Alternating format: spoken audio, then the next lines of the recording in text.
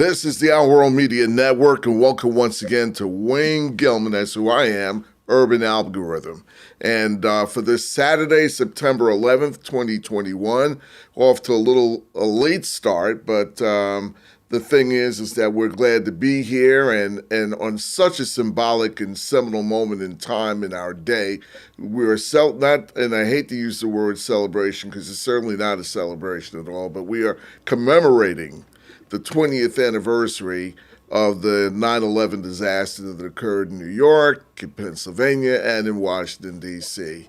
And when I started to book this show, I couldn't bring myself to think about what was happening on this particular date until this date arrived.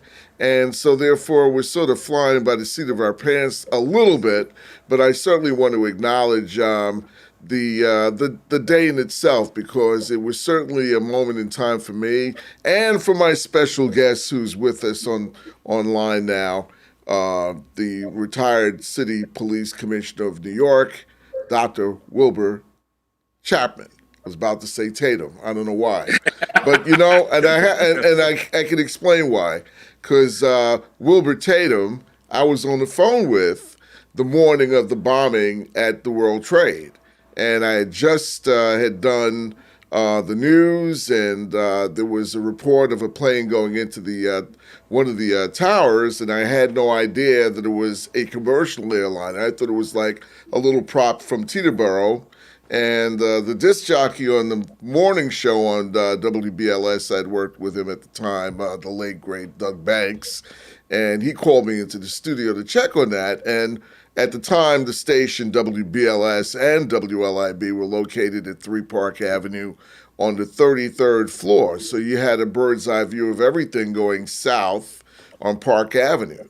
And, I'm still looking at this building, and I'm telling Doug, really doesn't look like a prop plane. This has got to be something bigger than that.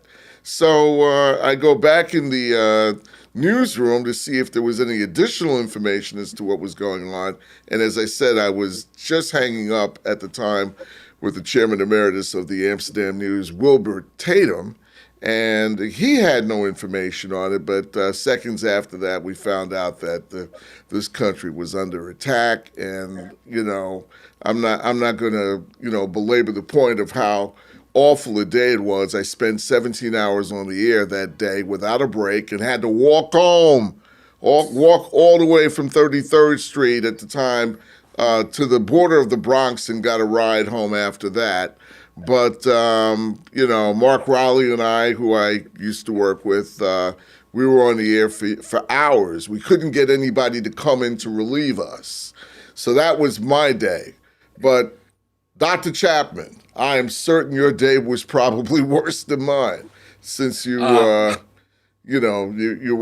as at the time you were certainly working on the job as a member of law enforcement. Well, it's an honor to be with you on such a really difficult and problematic day for many people who pay the ultimate price in their heroic sacrifices. And if you want to associate me with the great Wilbur Tatum, anytime I'll take that. I'll take that analogy.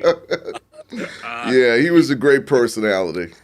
I was only a chief of patrol. He was a captain of industry. So I bow to his greater wisdom and accomplishment. Yeah. But that was a tough day for me. I was the chief of police in Bridgeport, Connecticut, and we were having a meeting, and one of my aides ran in and said the plane crashed into the World Trade Center, and it sort of, from there on, it got very surreal, because it was very clear that all of the resources and the first responders in the city were really pressed to the limit. Their heroic efforts should never be forgotten. And looking at the outside in, said, we've got to do something to help them. And I want to give great shout out to the mayor then and the current mayor, Joe Ganim, who said, whatever you need to do to get to New York, chief, by all means do. So we tried to contact the NYPD, and because all of the repeaters were down, it took a number of hours to get through. And lucky enough to get to Deputy Mayor Rudy Washington, who had a personal phone that had a repeater in New Jersey. And Rudy said, hey, we don't need help right now. Keep your people on reserve.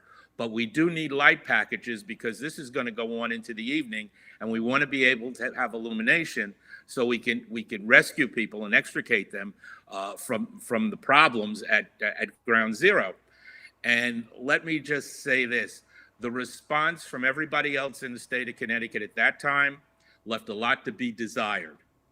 And I was extremely disappointed in not only the state response to our request, but the private industry responses to our request. And it really gave me a sense of, hey, you rely on people, firefighters and police officers and EMS on a daily basis to save you. And now when they need help, all of a sudden we go into this bureaucratic morass, which was at best a pall in comparison to the heroic acts that were going on at Ground Zero. Yeah, it's an amazing thing because as you mentioned that, I'm reminded of some of the problems that we still face this day here in New York when it comes to a matter of a crisis.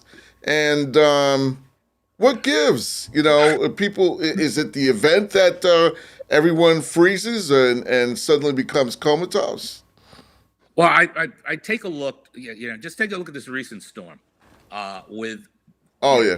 the subway stations turning into Niagara Falls. Back when I was a DOT commissioner, when we were expecting even a significant rainfall, there was a coordinated effort between DEP, the Department of Environmental Protection, DOT, and the NYPD Emergency Services units. We went around and we cleaned the catch basins before the rain. We cleaned the sewers out before the rain. It's great that this current mayor reinvented the wheel and decided, oh, we'll clean the catch basins. They should have been done for the past 20 years, and you wouldn't have part of this problem. Global warming is one issue, but the idea of just street and arterial maintenance is another. And that was what the first area in DOT that was cut during these budget cuts. People seem to think that they can go along and kick the can down the road and not do the appropriate maintenance. And like the Fram oil filter guy says, you can pay me now or you can pay me later. And now now is later. That's the reality. It's really irresponsibility on the part of governmental officials to make sure that the people who pay their taxes get the services that those taxes are supposed to pay for. And you're absolutely right, because actually right now you're doubling the financial impact of a crisis, because we just came out of one hurricane, Henri, and then no one expected Ida to be as bad as it was, but it's all about preparation. And I was severely affected. I had over a foot of water in my basement in New Rochelle, and and again, I'm surrounded by lakes where I am, and you would figure that somebody would come along and clean the catch basin in the area just to assist in this effort. But I was amazed. All the shore towns along Westchester County here in New York were severely affected. If you go up in Yonkers, you would see no evidence of any kind of serious problem. But Mount Vernon, New Rochelle, Rye, Larchmont, all those towns going up to the Connecticut line and beyond, were severely affected. And how come? I mean, there's a place to send the water to. Why is it that all these communities, every time, they're hit? And it's not just a New York metropolitan tri-state area problem, because we also know Jersey was hit, parts of upstate New York up in Ulster County. But the fact of the matter is, this crisis is germane. It reflects what goes on with respect to a response across the country. And that's the issue. Well, the difficulty is it affects the middle class. And we continue, we're very unselfish, and we're very, very forgiving. And you hear people say, I've lived here for 20 years, it's been flooded for 20 years. Well, it was very interesting. When I lived in Westchester in Mount Kisco, there was a problem on the Sawmill River Parkway. If you remember, there was a portion of it that used to flood. Yeah, still does. Yeah. Well, further north, going up towards where Reading Brook Road, where the Reader's Digest factory right building was. I know it well. The county executive, Rob Astorino, had a great idea, and he raised the level of the highway so that portion of the highway didn't flood. Now, if you can do that in that one instance, why can't the other brilliant people that we elect to various offices figure out a way to raise all of the highways? The Sawmill River, the Hutchinson River, they're not going anywhere. Long Island Sound isn't going anywhere. So we have to, being the intelligent creatures that we are, figure out a solution so that every time it rains in some massive proportion, that people don't lose all of their belongings and are put in a position where they have to start over. That's not what this country is supposed to be about. And you're absolutely right. And I hate to give credit to a Republican, Astorino, but the fact of the matter is this isn't rocket ship science. There are other countries that have studied this. I understand China has a situation where they can clearly have a massive flood and the water just runs down the streets without affecting homes. I don't know how that's done, but, I'm looking into it, because I'm tired of having to call FEMA and hopefully in this case now I may have to call the SBA to see if I should not have to take out a loan to make repairs for something that was beyond my control. And forget about homeowners insurance. Oh, well, most of the places you can't get flood insurance. And at the risk of being sacrilegious and giving credit to another Republican, when I was a DOT commissioner and Giuliani was a mayor, there was a guy by the name of Joe Mealy who was a DEP commissioner. Remember the name. After Springfield Gardens, the Brookville Boulevard area all went underwater and it looked like people were living in submarines. He went out there and he did a study and realized that all of the drainage lines had to be replaced and they were going to have this major project to do it. And then there was a change of office and that whole thing went aside. And the people in Springfield Gardens are still underwater every time there's a substantial rain. That's unacceptable. That's criminal negligence because the folks there were told they were going to get a fix. And then those in elected office did nothing about it. I can't point to, in the last 8 years, a major water main project in the city of New York. Not a single one.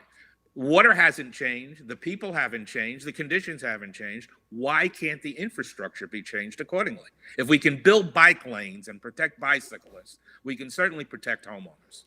You raise a salient point because, sometimes I wonder, I'm not saying there isn't an importance of having bike lanes. And Lord knows we've suffered a number of losses. A lot of New Yorkers have gone to their death, unfortunately, because of a lack of coordination with how they handle that population of the city residents who just enjoy bike riding as opposed to being in cars or buses and all that, and they're entitled to that. But again, it just seems like some of the major issues that you would think that they would have an ample amount of time to spend on trying to correct these ills. I don't know. Again, it goes back to kicking the can further. And actually, as we talk about this, I'm reminded that we had topics to cover, so I wanted to make sure this is a great segue. We'll begin with the drop in crime. What are your thoughts about that? What drop in crime? That's what I wanted to. Okay. The one that was reported. Okay, yeah, there were 145 shootings in this August, which was less than the 220 from last August. However, that's more than the 88 shootings from the August before that and the 68 shootings from the August before that. So let's not get caught up in statistics because that's the major failing of law enforcement in this administration. I remember very clearly the police tactic of saying the rate of increase in violence is decreasing, or the majority of this class is majority minority. That's an excuse for their failing. Men and women go out every day in uniform and in civilian clothes in the police department and try to make this city safer. They have a void in leadership. They have not bought into this mayor, and they will probably not buy into the next mayor because the belief is that they are not appreciated, they are not respected, and any chance that there is for public criticism, they will receive that. So as a result, those who are in positions of authority have to justify their position by talking about the numbers. Policing is not about numbers, it's about people. And every time there's a shot fired, every time there's a shooting victim, every time there's a homicide victim, people in this city, family members, neighbors are affected. So let's forget about the increase and decrease in numbers. Let's start protecting people, because that's what we hire police to do. Let me ask you, sir. I know you spent a lot of time, and you've certainly handled more than one municipality. Do you think the size of New York? I think there are about 11 million people living here now. It astounds me because it seems, even though I've seen an influx going out of the city across state lines, it just seems like no sooner that they're gone, there's a new group coming in, and they don't understand the culture here. Do you think it's just maybe too much for one mayor, or should the five boroughs be broken into a situation where the leadership of each borough should have some control over how the police are handled or whatever? Speculation. I think we have a mayor who is terribly inept, who talks a good game but can't walk the walk. So there's a problem there in this particular individual. But the bottom line is there are borough presidents who are no more effective than this particular mayor is. So if you decentralize, you wind up with a lot of duplication, a lot of unnecessary conflict of interest, and you need one cohesive message to go out in terms of law enforcement. You protect people and you prevent crime. That's what your mission is. And how you do that is not in a reactive way and worry about Comstat and counting the numbers, or having a group that this primary focus is to respond to civil disobedience. The idea is to prevent the civil disobedience by treating your citizens with respect and treating the criminal entities and individuals as the focus of your attention, protecting the citizens in general. You need police out there who buy into the fact that they're part of the fabric of this city. And until that happens, we're going to continue to have the numbers being manipulated and people talking about how this is the best August ever, compared to what? That's a fallacy. And we also need reporters in the fourth estate to stop pandering to the elected officials and asking them softball questions and asking them why they're not doing their jobs. I agree. I mean, and I've been a part of that circle actively, going back 10, 12 years ago. But I also feel that, and this is part of my objective having the urban algorithm, because I'd like to see if we could just shine a light on some of the problems that we're having, not just in New York, but around the country, with respect to policing and other issues like that. And, you raised the point. Your thoughts about home rule, because that's been kicked around for years. Do you think that that's going to make a difference? I'm not sure if that's the answer, or if we just have to reconstruct the way we do business. We elect people to positions of authority who can raise the most money, who get the most exposure, who have the most connections, who are not necessarily the best qualified to do the job. It's really important that citizens not throw up their hands in frustration and speak out. There's something that everybody can do about it. If your block isn't safe, you demand the safety. You pay for that safety. The same thing is, we don't elect people to go around and do publicity tours and create a brand. Let's go back to I hate to go to the Republicans again, but the founding fathers. George Washington did 8 years in office and went home. Okay, maybe some of these people who've been around should go home. Maybe their kids should not be elected. We should not have political dynasties. We should have political entities that support the will of the people and are out there to be selfless and ensure that everyone is getting the most they can out of this country. And those who aren't serving that philosophy get removed, or not put in positions where they can determine, hey, I don't want to wear a mask, so I can infect you, but you can't have an abortion because I say so. I mean, that's lunacy. And that creates, I understand we have freedoms. Everybody has to speak their mind. but there's common sense and there's common decency, and that has to prevail. On that note, we're going to stick a pin in it. It's 59 minutes past the hour, and we'll be right back. This is the Our World Media Network, the Urban Algorithm. Wayne Gilman here, back in a minute right after this.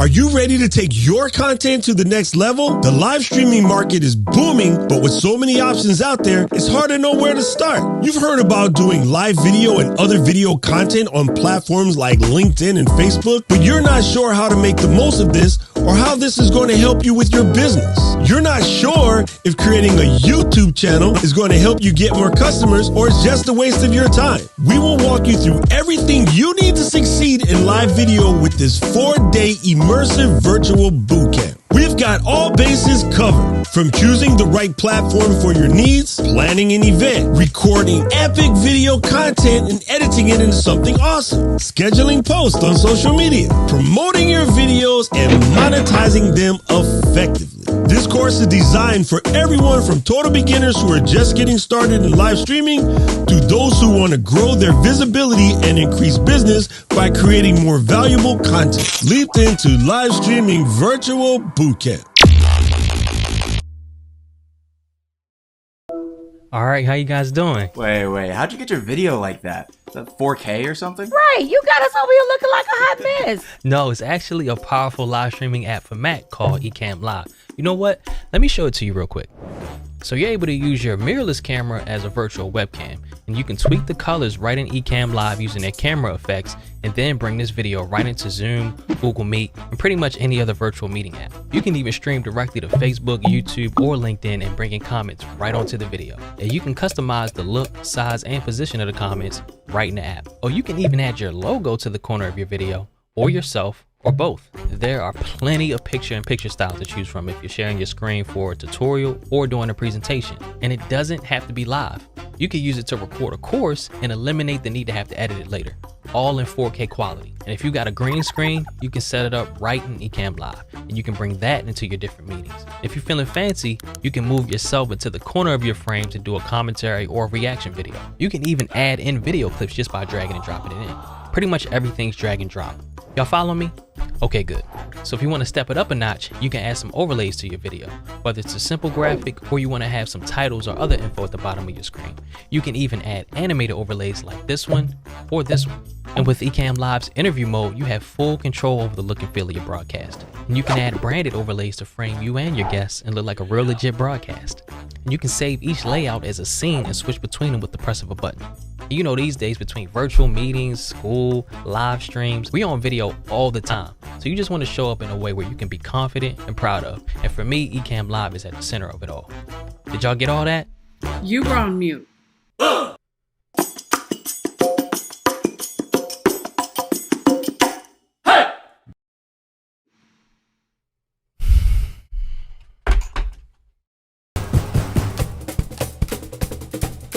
You get off the plane and you're like, wow, I'm alive. You have to breathe because it's breathtaking. It's the center of the world. Brooklyn, Manhattan, Staten Island, Queens. They have the Rockaways, the beach, the Flushing Meadow Park. Small places that you never think exist. From there, we'll go up to the Bronx. Nature. Brooklyn. Got Coney Island. You get to happen upon things. Yes. Manhattan never gets outclassed. Chelsea, Soho. Hay cosas ya de lujo. Es un área bien fancy, ¿me entiendes? Go to the Empire State Building, go to the top of Rockefeller Center. Staten Island. Staten Island, there's something for everybody. New York City's an awesome place to come with family. You got things for kids, you got things for adults. Even like museums have amazing story times. That's the beauty of this organic city. It creates new flavors of what once was coming from another country. All of it. Everyone's welcome. The biggest rainbow in the world. Ελάτε στη Νέα Υόρκη.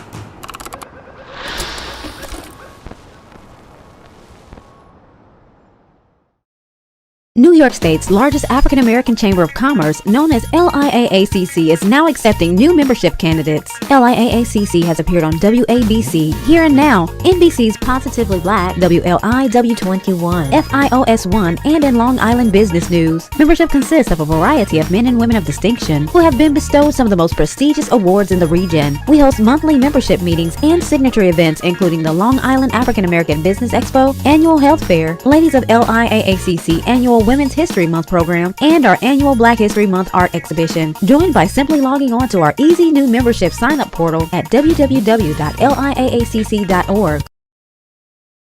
Hi, my name is Maya Delgado, and I am the brand ambassador of Kids Breakdown.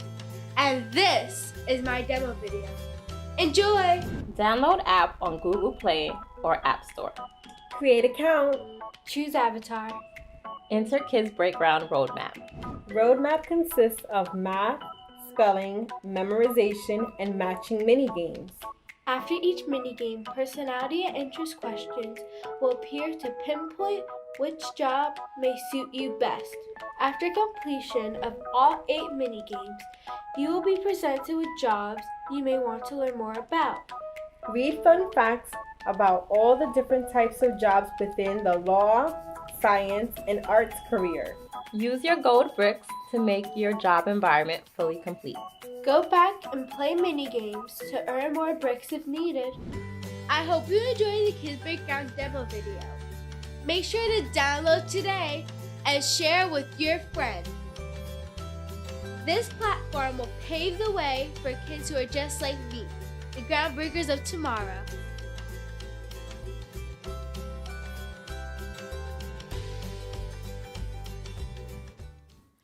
And welcome back. This is the Our World Media Network. You're tuned to the Urban Algorithm. I'm Wayne Gilman, your host, our special guest, and certainly a frequent guest at this point. We're glad to have him back each time. Is Wilbur Chapman, the retired New York City Chief of Police and Commissioner, I believe, in Bridgeport, Connecticut. Am I right? Or Chief in Bridgeport, Deputy Commissioner of Training, and DOT Commissioner in New York City, plus Chief of Patrol. Obviously, I couldn't keep a job. I don't know. It sounds like you were in demand, and certainly your services are needed back here. Well, I lived in interesting times now, and hopefully they will be replicated with the successes we had then in current situation, because we greatly need a more safer and livable city than we have right now. Yeah, and and in a few minutes that we have remaining, because we talked about the whole issue of gun control and maybe home rule and things of that sort. You figure I used to work with the guy who did security on the side at the station many years ago. I don't know if you would remember. He was a member of the Nation of Islam, Hafiz. I can't even recall his last name now, but he was a New York City police officer. He worked in Brooklyn. His claim to fame that he never had to fire his gun in the years that he worked in the Bedford-Stuyvesant area. And I can see his face now. I'm certain you must know him. And the thing is that he was always adamant about the fact that there was no need to really pull out your gun unless the situation was that intense that there was no recourse, that usually you could talk your way and for some reason I feel with what I see today, that ship has gone to sea. I mean, the horse is out the barn. I see so many things thanks to security cameras that many residents put up. You see how some of these things just happen. You could be sitting in your car and somebody turns around and pops a shot at you for no reason at all. Well, police are a reflection of society, and I think society has changed. You and I grew up with the social graces. We held the door for women. We held their seat as they sat down at the table. We said please and thank you. Now people are very much in their own little world with their phones and with their tablets and their computers, and they don't have the same kind of social interaction. As a result, when you come out into the real world and you have to deal with people, you're lacking those skills. And it's difficult to train people to understand that if they respond inappropriately or heavy-handed to folks, they will elicit the the same kind of heavy-handed reaction in return. I spent my first 13 years in the 23rd Precinct in East Harlem and got involved in one shooting. And there were people that went through that precinct for years and never had to draw their guns. But that's not the issue. The issue is police officers are trained to use deadly physical force as a last resort when all other measures fail. There's an escalation between talking to people using other than lethal methods of getting people to submit based upon the scenario. And I think if you start out with mutual respect and an idea that the police officer is there to protect you, and the public feels that way, a lot of these confrontations will not occur. It surprises me when the first charge you hear of someone against someone is resisting arrest. Well, what were they being arrested for? And why is the resisting the issue? There's really a problem in interpersonal relationships and communications, and that translates into policing. But because of the fact of the element of deadly physical force that a police officer is able to utilize, that creates a problem where there can be a life and death scenario. Yeah, and it's scary. And again, I had a senior moment a moment ago. It was police officer, and I'm certain Lenny is no longer with us. Lenny Ware, Hamza El Hafiz. You remember him? Great guy, but we're very passionate about not using his gun. And we had done shows back in the day about that situation, and you kind of wonder because I just as a short story that is in correlation with what we're discussing, I unfortunately picked up a speeding ticket the other day, and I really wasn't speeding. I was going through the town of Rye, and long story short, this officer pulled me over because I was doing 10 miles above the speed limit. And I told him, I said, listen, I grew up in the city, I can show you speeding. But he told me that I still had to get what was considered a certificate of behavior or discipline. I forgot exactly how it was worded. It wasn't going to go on my license, but and I'm trying to explain to him, I'm really baffled because either I'm pregnant or I'm not. Either I was speeding or I'm not. But long story short, he told me he worked in the 4-6 in the South Bronx. And I asked, well, obviously you're aware of speeding if you worked in that precinct, and I said, what brings you to Rye, New York? And it sounded like as if it was an issue of relief. He couldn't handle, Again, we go back to this whole issue of culture, understanding, where you work, who you're getting along with, Well, it's difficult. Policing is not a civil right. It's not, I have a right to be a police officer, and therefore, because I'm a police officer, you must respect me. There are people in policing that don't belong there. We don't screen in bringing people into policing for the highest level. We screen to a bare minimum. There are certain things that if you perform, if you're arrested for a felony, et cetera, you're disqualified for being a police officer. But other things, instead of looking for the absolute best and brightest, it's an entry-level civil service job. So we have to change the requirements. We have to change the training. We have to change the promotion process.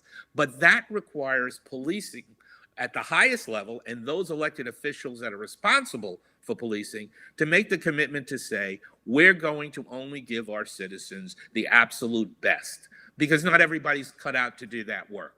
There are people in there that think it's an adventure. There are other people in there who are downright dangerous, that cause situations that result in harm against the good police officers. The same way we have good and bad people in society, we have good and bad people in policing. And until police are willing to look themselves in the mirror and say we're less than perfect, and we will remove from our ranks those who don't belong, we're going to continue to have this movement of defund the police on one side, which is absurd, and the others who blindly back the police no matter what. No, they're human beings. Sometimes they're right, sometimes they're wrong. When they're wrong, they have to be corrected.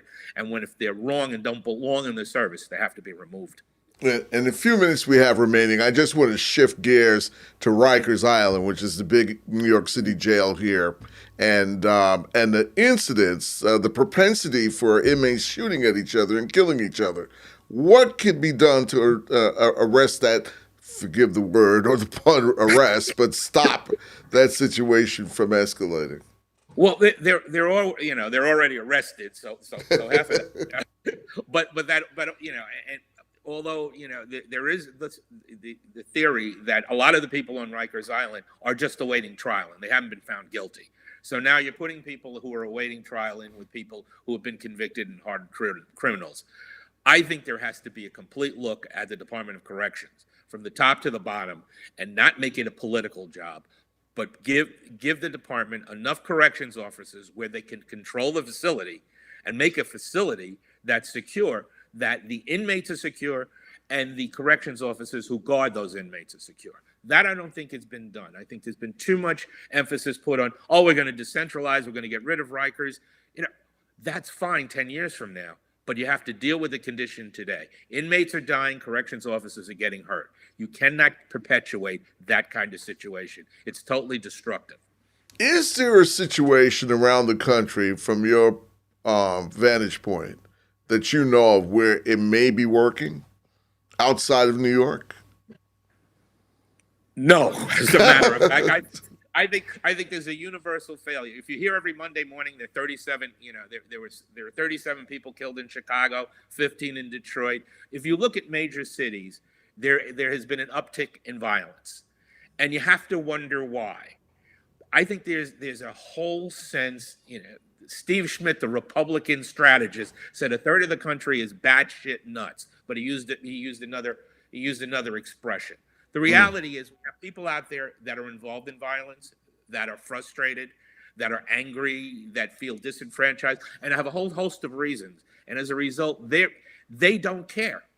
And whether they've seen it from the example of the last presidential administration, where people can just say whatever they want, do whatever they want, and not have anything happen to them, that may be the issue. But the reality is there's a breakdown. And if we're not careful, we're going to follow the Roman Empire on the way out the door. That's my fear. And with that, unfortunately, we're going to wrap it up. We will certainly have to bring you back again because it just never seems to be enough time. And certainly there's just too many issues in which to cover, But Bill Chapman, I want to thank you very much for being my special guest this afternoon. And I know we got off to a late start, and I know we all have a certain heavy heart because it is September 11th, and my sympathy, even after all this time, to all those who suffered in this chaos 20 years ago, and that's it. So that wraps and ties this edition of the Urban Algorithm. Wayne Gilman, I'm the host, and we thank you for watching, and if you happen to like what you saw, as I see each week, just give us a thumbs up, and if you don't, just keep that comment to yourself. All right. This is the Our World Media Network. We'll be back.